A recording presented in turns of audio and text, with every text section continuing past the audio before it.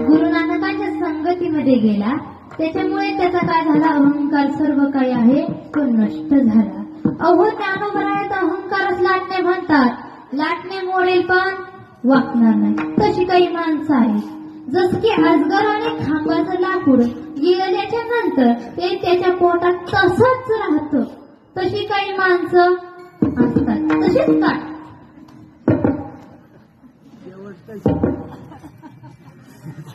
पण महाराज ज्ञानोबरायत सांगतात माणसाने 16 ते 25 वर्ष विकाराच्या आहारी जाऊ नाही, संतांच्या संगतीमध्ये राहावं, तेव्हा कुठेतरी म्हातारपणे सुख मिळतं.